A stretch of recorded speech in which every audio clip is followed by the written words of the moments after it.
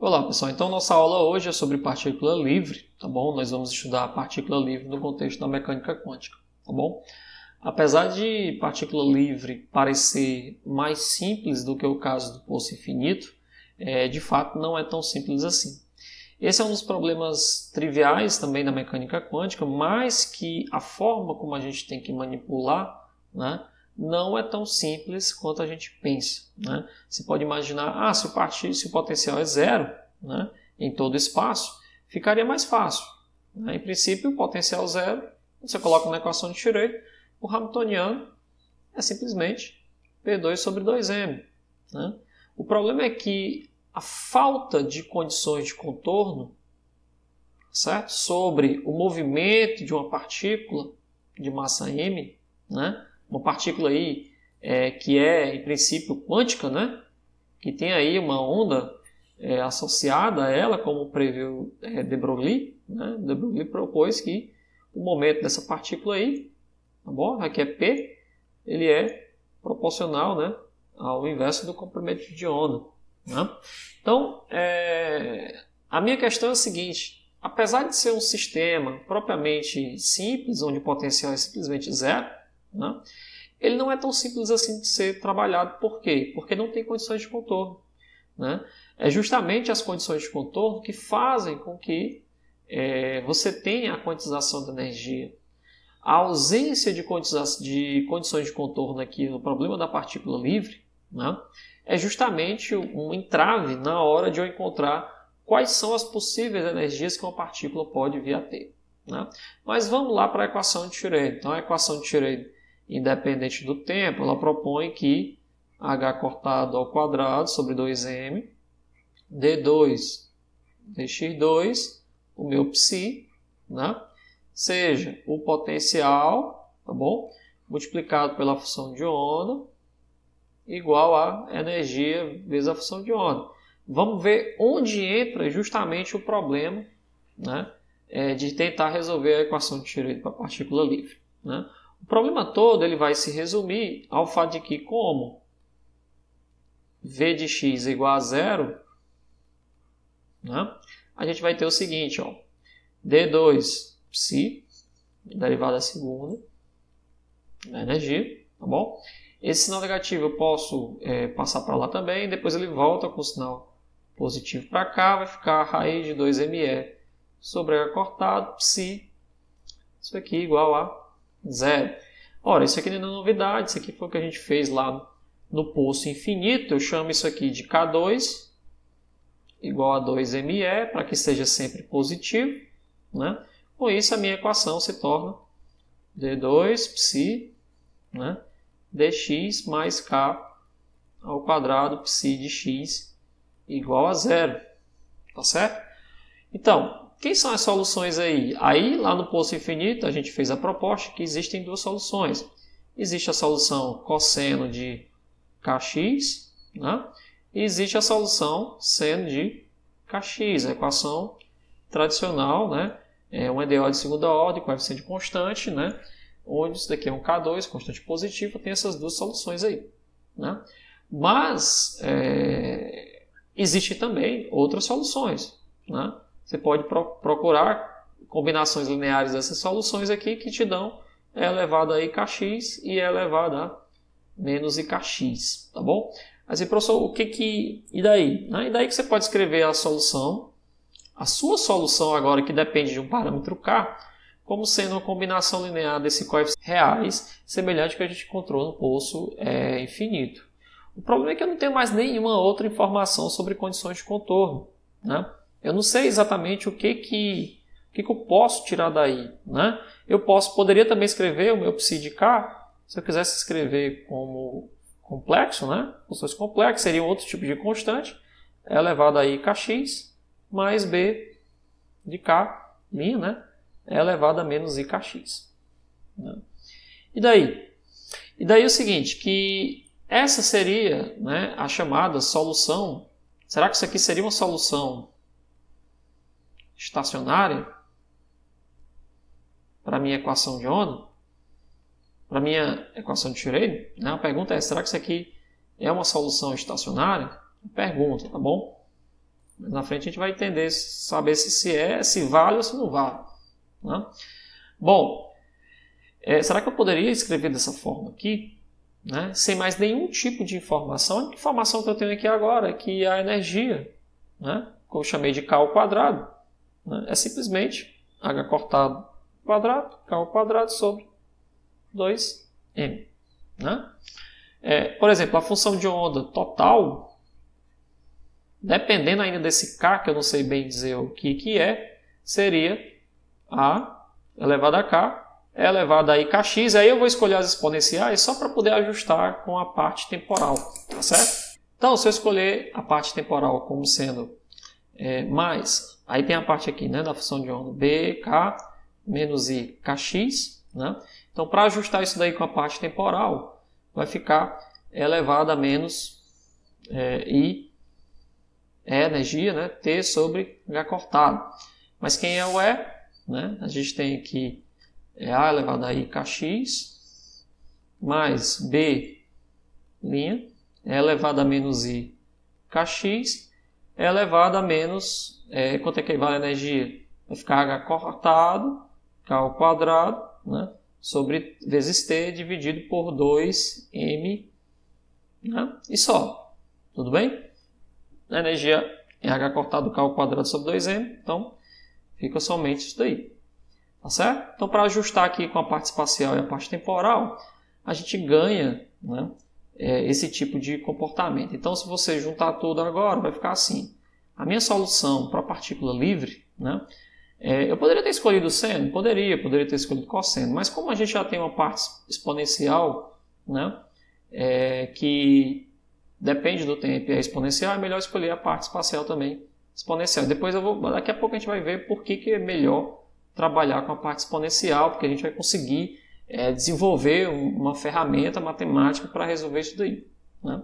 Então a gente fica o seguinte, a primeira parte fica elevado a I kx menos H cortado K ao quadrado T sobre 2M, né? E a outra parte da solução, que eu não sei ainda bem como é que eu vou resolver isso daqui, vai ficar elevado a I menos I, né? Kx mais H cortado, tá certo? K quadrado T sobre 2M. Ou, melhor, eu posso dizer que isso aqui é Hxt, vou só ajustando aqui um pouquinho mais, vai ficar IK, né? X menos H cortado K T sobre 2M. Né? E a outra parte é elevado a menos IK, né? X mais H cortado T sobre 2M. Bom, o que é isso aqui? O que representa essas minhas soluções aqui que eu acabei de encontrar? Né? Essa solução aqui da esquerda, né, esse termo aqui, né, representa uma onda que se propaga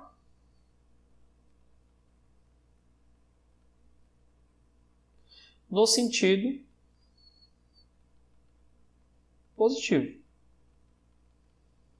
de x. Tá certo?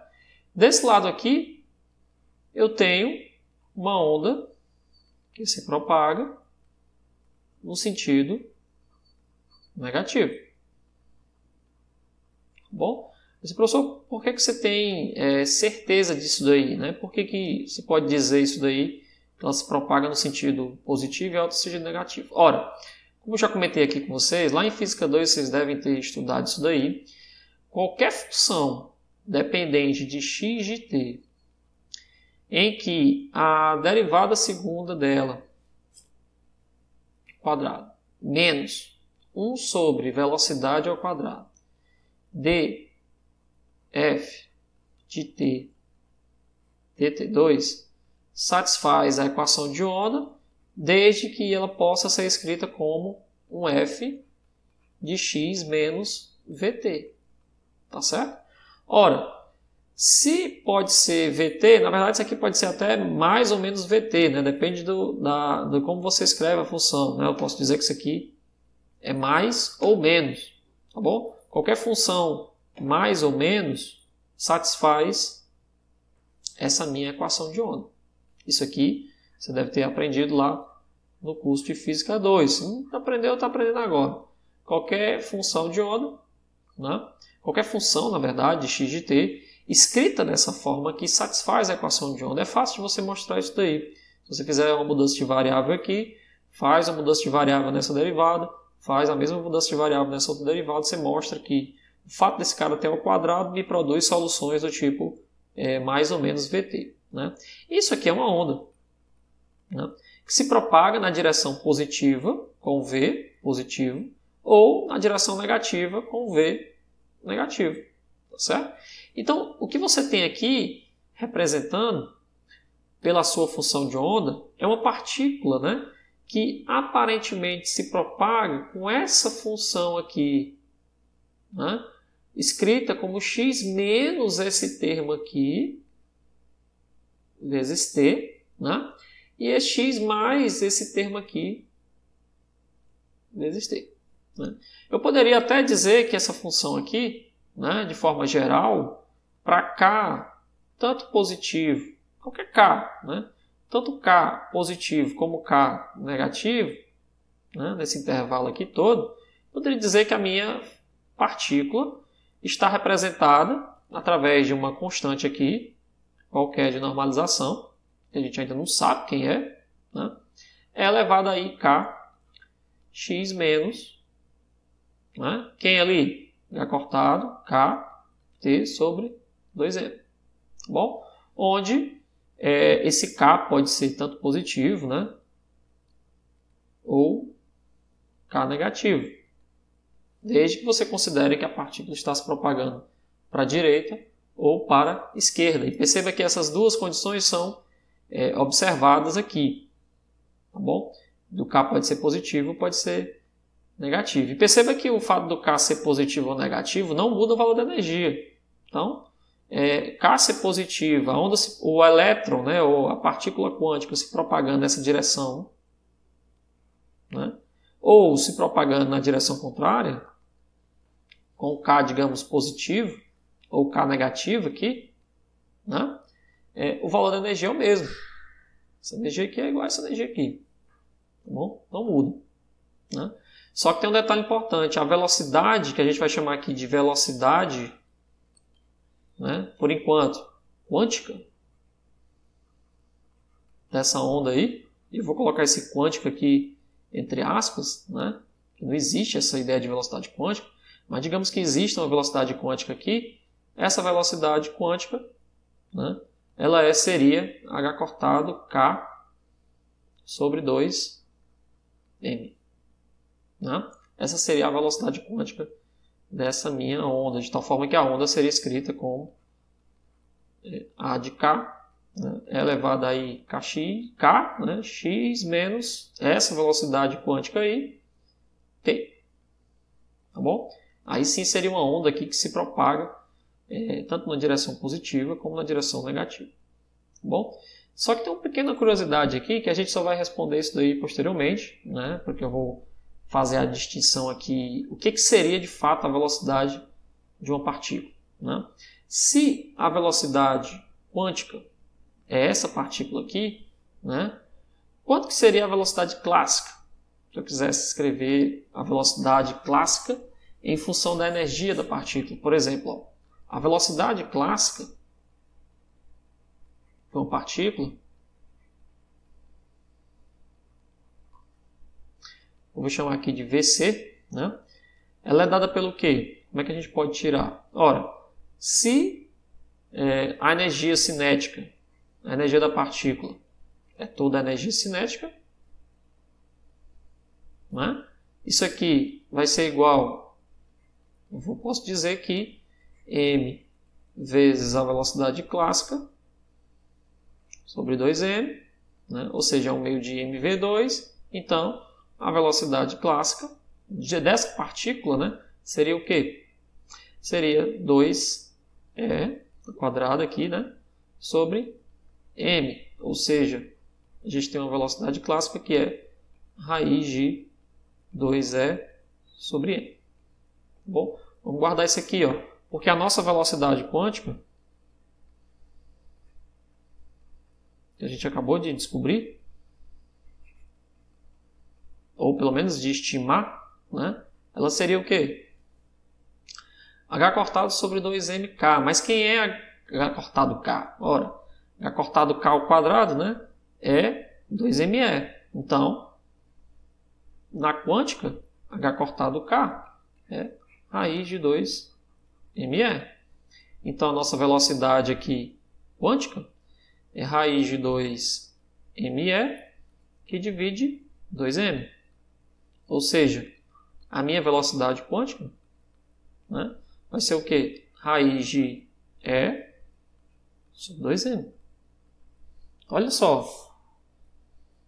O que eu estou encontrando? Que a minha definição de velocidade clássica ela é diferente da velocidade quântica. Por quê? Não. Se eu estou tentando dizer que essa função aqui de onda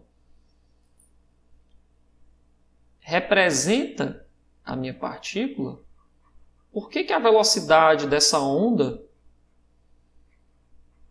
quântica, a velocidade dessa onda aqui, que é a nossa VQ, né, ela é diferente da velocidade clássica? Por quê? Né? Ou seja, será que essa onda realmente representa a partícula? Porque, classicamente falando, a velocidade é raiz de 2e. E a velocidade quântica é E sobre raiz de 2m. Ou seja, existe uma discrepância aqui, né? Que a diferença entre o VC ou VC sobre o VQ, né, é quanto? Vai ficar assim, ó, raiz de 2e sobre raiz de m. Aí aqui inverte, né? Vai ficar raiz de 2, raiz de m, raiz de e. Cancelo o e com e, o m com m, aqui dá 2, né? Ou seja, por que a velocidade quântica a velocidade clássica é 2 vezes a velocidade quântica? Por quê? Não. Fiquem abertos aí. Será que realmente essa onda aqui pode representar a partícula? Né?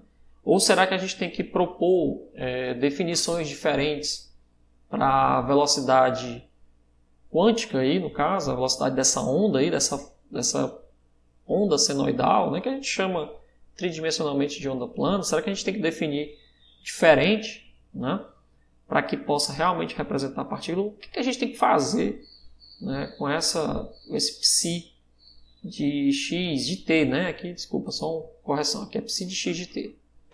Tem as duas dependências. A gente precisa mudar aqui para psi de x de t, né, para representar de fato a minha onda. Não? Primeiro problema, para resolver esse problema aqui, a primeira coisa que a gente tem que observar é que psi de k de x de t, do jeito que está escrito aqui, é elevado a k x menos h cortado k t sobre 2m, né, não é normalizável. Esse é o primeiro problema. Não é uma função de onda normalizável. Né? Você pode facilmente verificar isso daí. Ó. Se você tentar normalizar esse rapaz aí, mesmo que você considere o espaço todo, menos infinito até mais infinito, né, do psi de k ao quadrado dx, né, isso aqui vai ficar a integral de menos infinito até mais infinito, tá certo? Esse cara com o complexo conjugado dele vai ficar só o a de k ao quadrado dx. Ora, se isso aqui é uma constante, como é que eu vou integrar uma constante de menos infinito até mais infinito? Isso aqui vai divergir. Aqui diverge para infinito. Tá certo? Diverge. Então eu preciso fazer alguma coisa aqui com essas constantes aqui, a de k, né, de tal forma que essa integral aqui venha a convergir. Então eu preciso criar aí uma nova ferramenta matemática de tal forma que essa integral do dos coeficientes, né, possam convergir e ainda resolver isso daqui, que essa minha solução aqui, né, seja representativa da partícula. Do jeito que ela está escrita aqui, ela tem que representar de fato a partícula. Né? E para representar de fato a partícula, eu preciso encontrar qual é a velocidade, né, da densidade de probabilidade. Como é que a função de onda evolui no tempo, né, ela tem que de alguma forma representar a nossa velocidade clássica. Ou seja, isso aqui, ou isso aqui tem que ser igual em algum momento, ou eu preciso saber a diferença realmente entre isso aqui e isso aqui, do ponto de vista de mecânica quântica. Porque do jeito que está aqui, essa onda não representa o movimento de uma partícula, ou do jeito que está aqui. Porque a velocidade dela, dessa onda, não é a velocidade da partícula, como se fosse uma partícula clássica. A gente mostrou aqui que são diferentes. Certo? Com a mesma energia, a mesma massa, são diferentes. E isso não acontece com as ondas tradicionais. Tá bom? Quando você tem um pulso que se propaga, qualquer função escrita como f de x menos vt, né, a velocidade do centro do pulso, né, é a própria velocidade da função. Se eu usar uma função senoidal, por exemplo, para representar, você vai ver que é a mesma coisa. Então, tem que saber diferenciar. A gente vai ter que saber diferenciar uma coisa da outra posteriormente. Né? Eu vou chegar lá mais na frente. Primeiro, a gente vai resolver isso aqui. Ó. Qual é o truque matemático aqui? O que a gente tem que fazer para que essa integral venha a convergir? Né? Porque não é possível você dizer que uma partícula, né, por mais que ela seja quântica, ela é igualmente provável de ser encontrada em todo o espaço. Né? Porque o que você está dizendo aqui é que se o seu psi de K for representativo, né? Se esse cara fosse representativo do jeito que ele está aí, da função de onda, ou do estado, né? Do estado quântico da partícula, se ele fosse representativo do estado quântico da partícula, função de onda né? Se fosse representativo do estado mesmo, de fato, quântico, né, da partícula livre, né, ele teria que a densidade de probabilidade, que é o quadrado da função de onda. Isso aqui não poderia ser simplesmente AK ao quadrado. Né? Não poderia ter uma densidade constante. Certo? Em todo espaço, constante em todo espaço. Né? Isso não existe. Né? Na verdade, isso aí, a gente está trabalhando numa situação idealizada. Por quê? Porque a partícula livre não existe, de fato. Né? Nenhuma entidade no universo inteiro está livre de interações. Bom, então, em algum momento, vai existir condições de contorno. Né? Mas digamos que as condições de contorno sejam jogadas lá para o infinito. Né? Ou seja, a partícula está livre dentro daquele contexto que a gente está analisando. Né? O que a gente tem que fazer é que essa integral aqui venha a convergir. Tá bom? Esse rapaz aqui, a integral dessa densidade aqui, de probabilidade, tá bom? Quando integrar de menos infinito até mais infinito, isso aqui tem que dar 1. Não? Tá bom? Como é que a gente faz isso aqui, para isso aqui dar 1? Né? A estratégia para que isso daqui dê 1, né, não é olhar para esse coeficiente aqui como se ele fosse simplesmente um mero número. Né? E sim como se ele fosse uma função. Tá bom? A estratégia é olhar para esse cara aqui, né, como se ele fosse uma função. Né? E como é que é isso? Né? A gente vai propor que a proposta para que essas integrais sejam convergentes, né? A proposta é dizer que o meu psi de x de t, de fato que representa a partícula, ele é uma somatória, né, de todos esses k's. De cada um desses rapazes aí. Ou seja, ele tem que ser uma somatória, um k, de quem? de E elevado a I K, X menos H cortado K, T sobre 2M. Tá bom? Mas aí essa somatória é feita em quê? Né? K pode ser um índice. Né? Aí perceba o seguinte. Né? O que a gente vai fazer aqui agora é dizer que o K pode assumir qualquer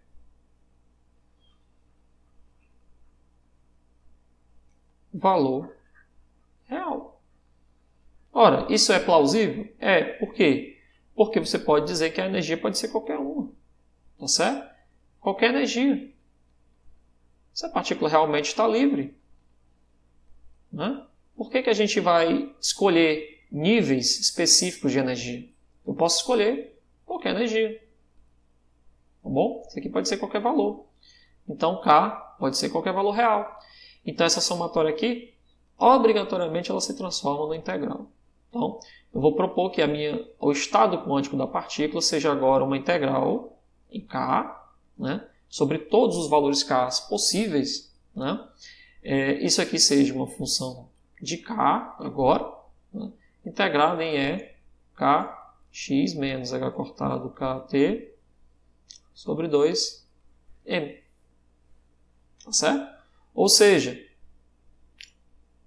essa integral aqui, de alguma forma, ela vai ter que convergir. Né? Então, eu vou ter que buscar uma convergência, né, da integral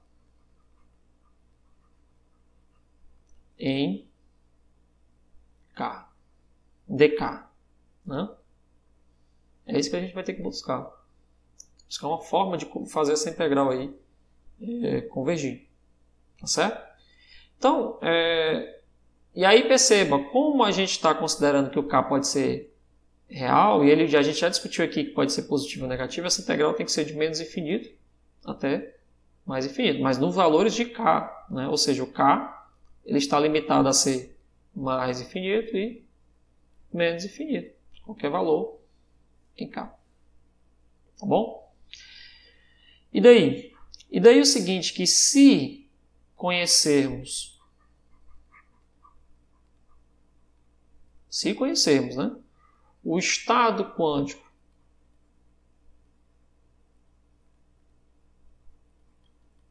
inicial da partícula, ou seja, né, digamos que a gente conheça quem é o psi de x0.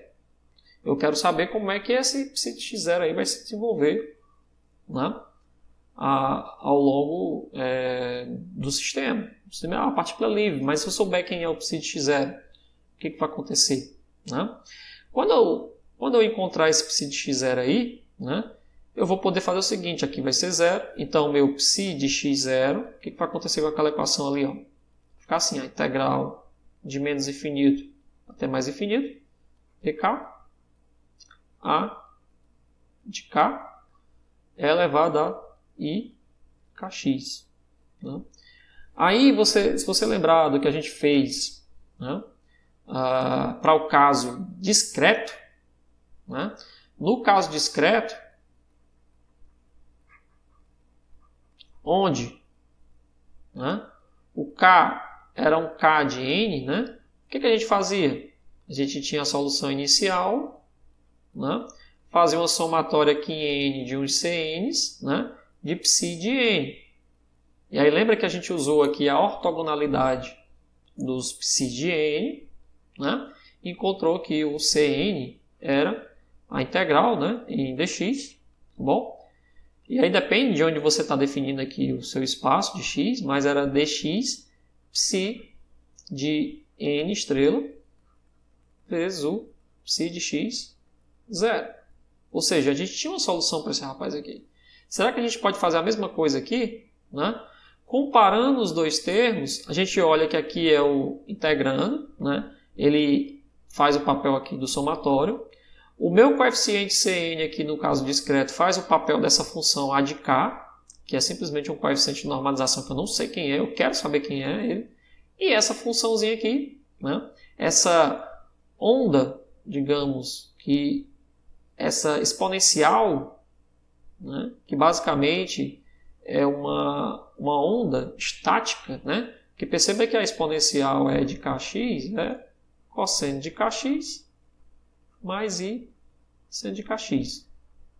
Né? Então é uma combinação aqui de funções senoidais. Né?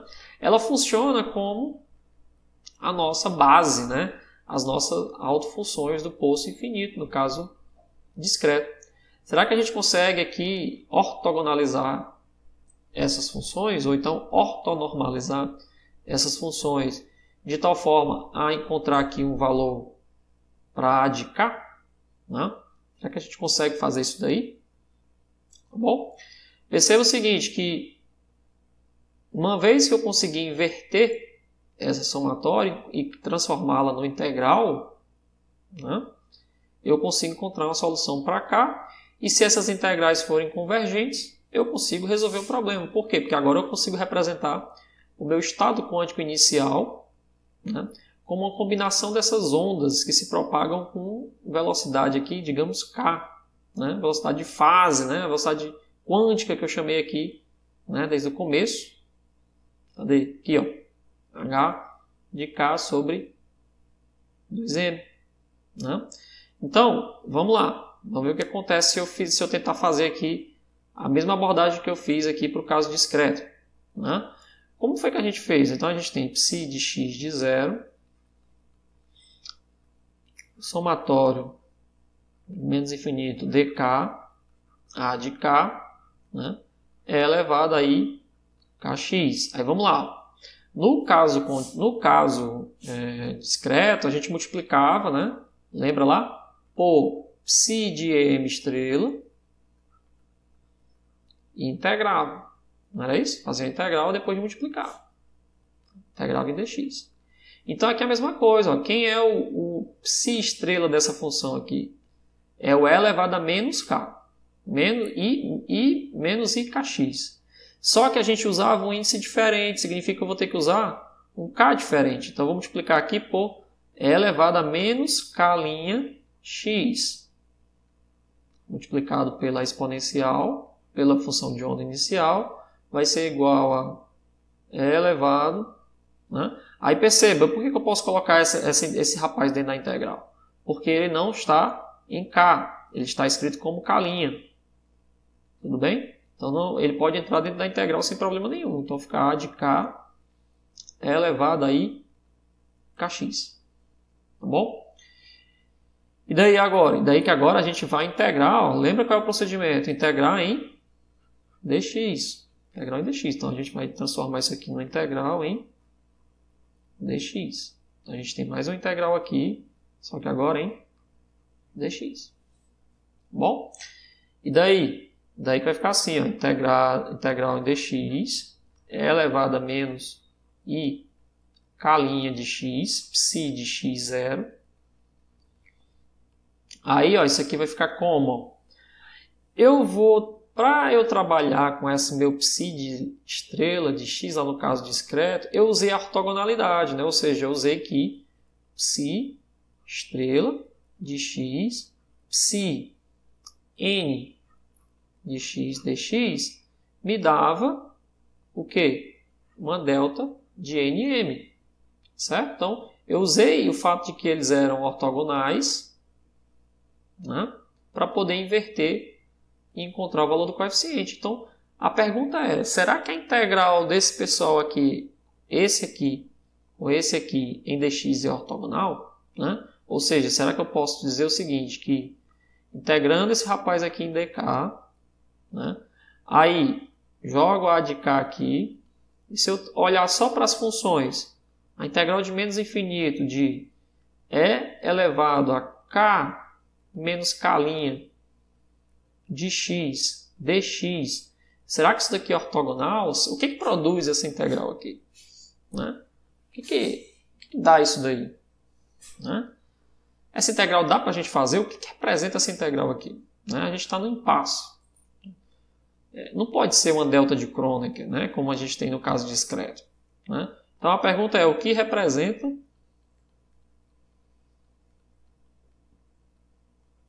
essa integral? Não? Vamos tentar resolver essa integral, que é uma exponencial. Em princípio dá para a gente resolver, não é não? Dá. Então vamos lá. Menos infinito até mais infinito, dificilmente eu vou conseguir resolver essa integral. Então vamos lá. Eu vou chamar essa integral aqui de I de K, K'. Né? Então, o meu I de K, K' é a integral de menos infinito até mais infinito de E elevado a I, K menos K' de x dx. Se eu for integrar de forma direta, vai ficar assim, ó. Quem é a integral de I, Kx? Né? Vai ficar E elevado a I, Kx'. E aqui embaixo é I, K menos K. Isso aqui a gente teria que substituir, né, de menos infinito até mais infinito. Né? Lógico que de menos infinito até mais infinito não faz sentido eu substituir isso aqui. Então, eu vou dizer o seguinte, isso aqui é o limite quando o epsilon tende a infinito, né, de quem? De E elevado a I, K menos K' de epsilon de x, né, sobre I, K menos K' quando substituído de menos epsilon até epsilon. Não é não? Mesma coisa, né? Então, essa minha integral aqui, I, K', né? Vai ser o limite quando o epsilon tende a infinito de quem? Aí vamos substituir agora. E elevado a I, K menos K' epsilon sobre I, K menos K' menos E elevado a menos I, K menos K' epsilon e K menos K'. Agora olha só, quem é essa soma essa diferença de exponenciais? Então esse aqui vai ser o limite quando o epsilon tende a infinito de quem? Quem é esse rapaz aí? É duas vezes, né? Duas vezes quem? Perceba que aqui, ó, esse rapaz aqui é duas vezes o I seno de K menos K' epsilon. Tudo isso aqui dividido por I, K menos K'. Tudo bem? Ou seja, cancela aqui esse I com esse I. E aí sobra só o quê? Eu encontro que a integral de K é duas vezes o limite de epsilon tendendo a infinito de seno de K menos K' epsilon sobre K menos K'. Bom, isso aqui é difícil, né? Por quê? Porque o seno tendendo a infinito, né, a gente não sabe bem como é que a função seno se comporta. Ela vai oscilar. Né? Independente de quem é o K e o K', ela vai oscilar. Né? Só que tem um outro K menos K' aqui embaixo. Né? Quando você faz o gráfico dessa função em função do epsilon ou do K', por exemplo, né? Se a gente está considerando aqui que a gente não sabe quanto é que é a dependência do K', né? Mas quando você faz o gráfico dessa função, essa função é bem conhecida aí da parte de ótica, conhecida na física, né? Aparecem vários problemas, né? É uma função que tem um máximo aqui, se aqui for o eixo K, né? Ela tem um máximo em K', né? Por quê? Porque perceba que quando o K é próximo de K', né? Seno de K vezes epsilon, né? Quando o K é aproximadamente o K', né? Isso aqui é aproximadamente igual a K menos K' vezes epsilon, né? Então, se eu dividir isso aqui por K menos K', vai ficar K menos K' aqui, que é igual a epsilon. Então, ela tem nessas imediações aqui, ela se aproxima de um valor constante, que é o seu máximo, né? E aí ela cai. Se você fizer o gráfico dessa função aí, você vai ver que é uma coisa mais ou menos assim, ó. Tá bom? Então, ela, em torno de K', ela tem esse comportamento aqui. bom? Onde ela cai aqui à medida que se afasta, né, do centro do K'. Né?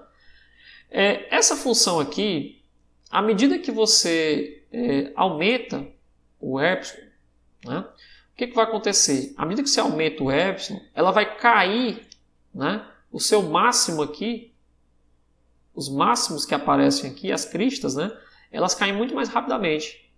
E em compensação, ó, o valor do centro ele tende a subir. Então esse cara tende a subir, porque depende de epsilon, né? E a diferença entre esse rapaz aqui tende a diminuir, né? Ela tende a reduzir.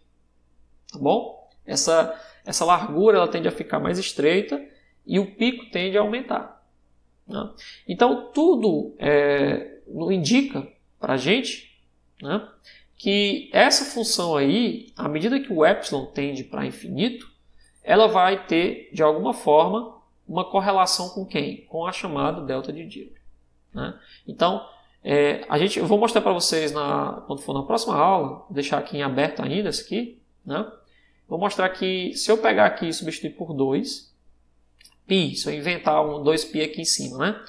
E fizer assim, ó, o limite de epsilon tendendo a infinito de seno de K' epsilon sobre π K', né? Eu coloquei um y em cima e um y embaixo. Um π em cima e um π embaixo. A gente consegue mostrar, eu vou depois mostrar para vocês, que essa distribuição aqui, isso aqui é uma distribuição. Né? Esse limite aqui, tá bom? Dessa função aqui, é exatamente a delta de Dirac.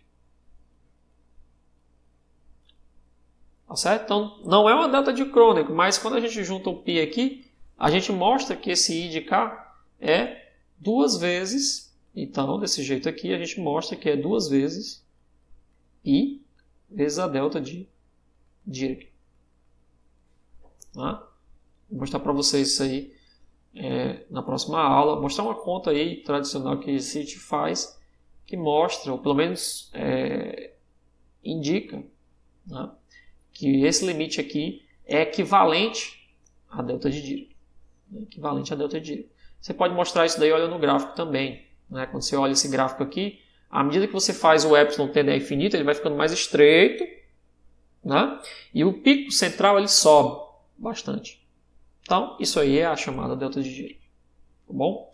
Ora, se isso aqui é a delta de Dirac, aí a nossa vida está praticamente resolvida. Né? Porque esta integralzinha aqui, ó, essa condição aqui, né, vai ter uma solução.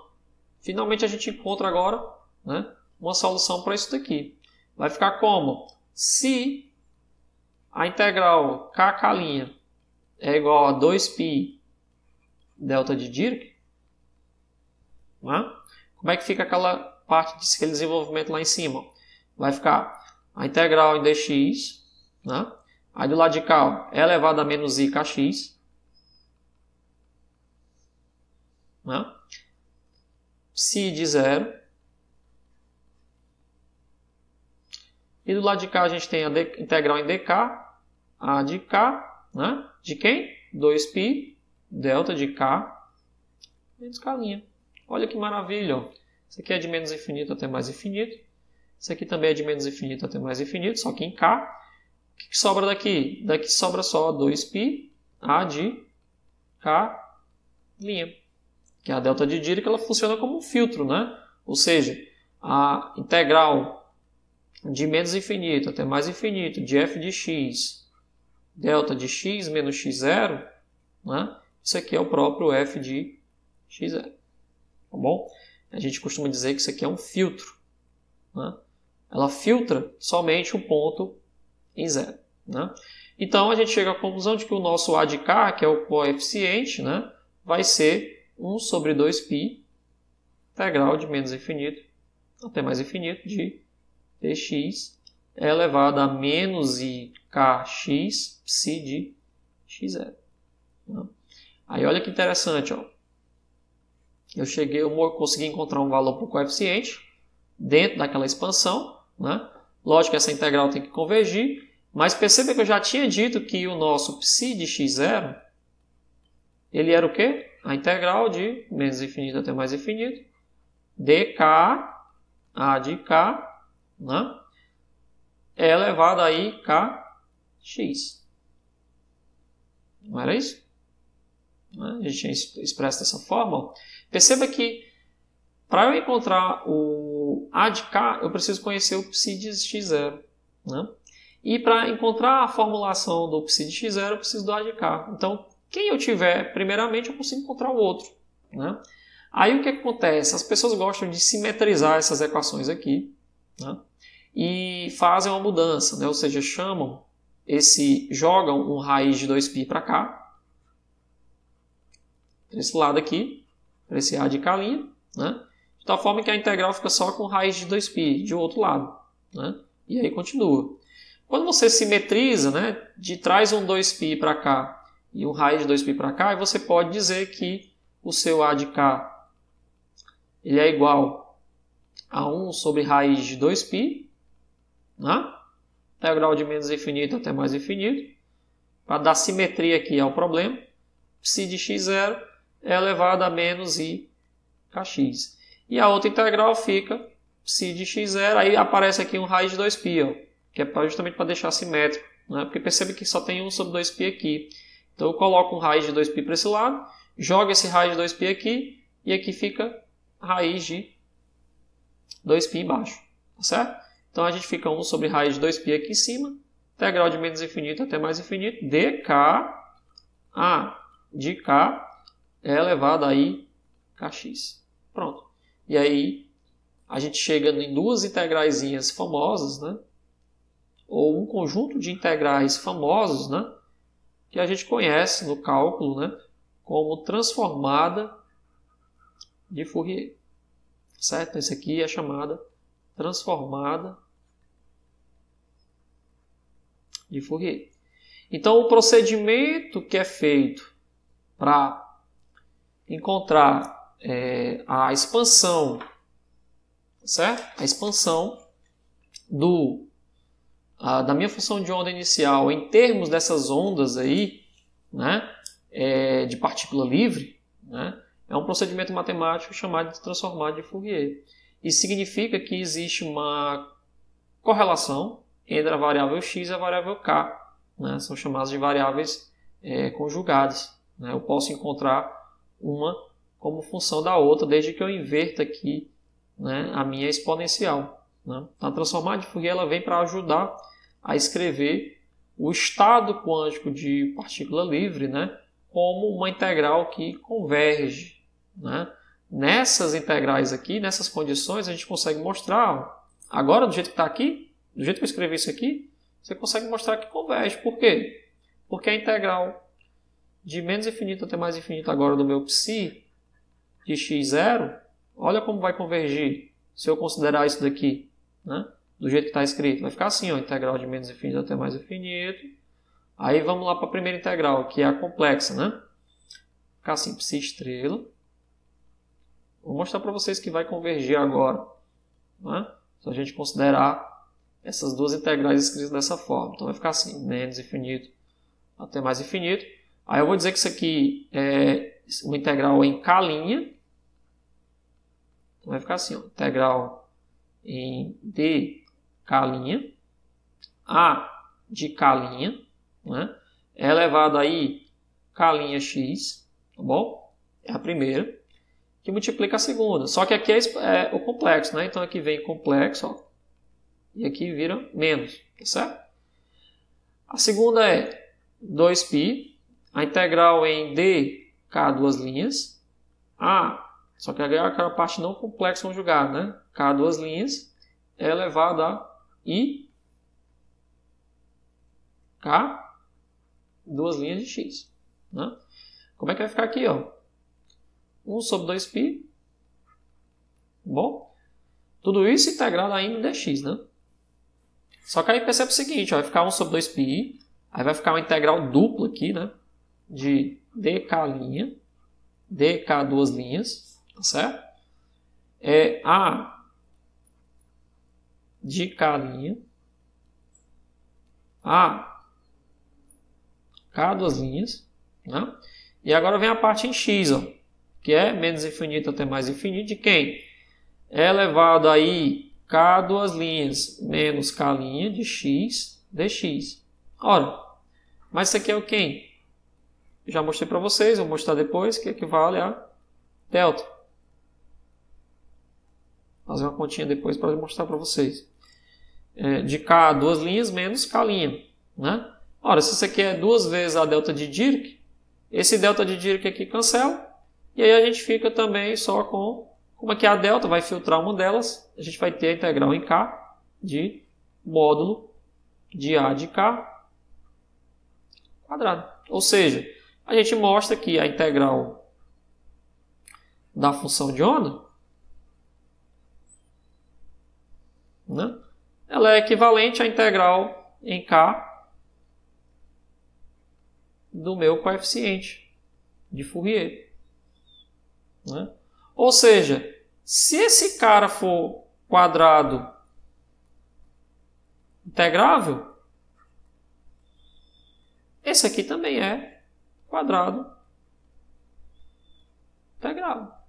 Então tá tudo em casa, né? Por quê? Porque em geral essa função de onda, esse estado quântico inicial da partícula, é uma função do tipo assim, né? Ou seja, a função de onda ela vai a zero no infinito, né? Ela vai a zero tanto de um lado como do outro. Então, se essa função aqui puder ser integrada, mesmo que seja partícula livre, totalmente livre, mas se você tiver aí um final, né, para ela, ou seja, a função de onda for de fato a zero, como na situação real sempre é, por mais que você tenha uma partícula livre, né, o seu pacote de onda, a forma como você está representando essa função de onda, ela vai ter que morrer no infinito em algum momento. Né? Então, se você puder integrar isso daqui, a outra integral também vai ser normalizada. Então, uma vez, se a integral desse rapaz aqui for 1, né? Consequentemente, a integral desse rapaz aqui também vai ser 1. Né? Aí olha que interessante, aqui é uma forma diferente de você enxergar o seu estado quântico. Né? Aqui é no espaço real, é o seu psi de x0, por exemplo. Né? No espaço dos Ks, aí você pode ter uma situação diferente. Né? Quando você enxergar esse seu A de K, a gente vai discutir isso mais na frente, você pode ter uma coisa um pouco mais fina, né? Ou dependendo de como você tem esse rapaz aqui, que ficou meio assimétrico, né? Uma coisa mais assim, né? Ou seja, aqui no espaço dos casos, isso aqui significa que o A de K também pode ser normalizado, ele vai a zero tanto para cá como para cá. Bom, função quadrada integrável. Tudo bem? Então, pessoal, assim, hoje eu só fiz aqui essa primeira ideia de partícula livre, né? A gente vai discutir muita coisa ainda de partícula livre, mas eu queria mostrar para vocês que é possível escrever o estado quântico de uma partícula, por mais que ela esteja livre, como uma combinação linear, né, de funções exponenciais, né? Mas perceba, é uma combinação linear entre aspas, é uma integral, né? E essa integral aqui é dada em K, e a forma como você encontra os coeficientes no caso da expansão é dada através da chamada transformada de Fourier. Então você só consegue descrever os estados quânticos de partícula livre, né, se você usar as integrais, né, e usar que para encontrar os coeficientes da expansão é através de transformadas de Fourier. Né. Aí você vê que estudar partícula livre não é tão simples quanto a gente pensa. A gente realmente tem que fazer uma matemática um pouco mais complicada, um pouco mais elaborada para poder entender como é que é a dinâmica, o desenvolvimento aí, tá certo? De uma partícula totalmente livre. Então, dependendo do seu estado quântico inicial, né, se ele for quadrado integrável, né, você vai poder expandir isso com uma combinação de funções exponenciais, só que essa combinação é uma integral. Né? E aí você encontra os coeficientes aí invertendo a integral. Perceba que isso aqui é uma inversão. Né? Usa aqui um termo aqui que inverte. Né? Depois você volta né, a escrever a integral dessa forma aí. Tudo bem? Então, a gente fica por aqui. Até a próxima aula.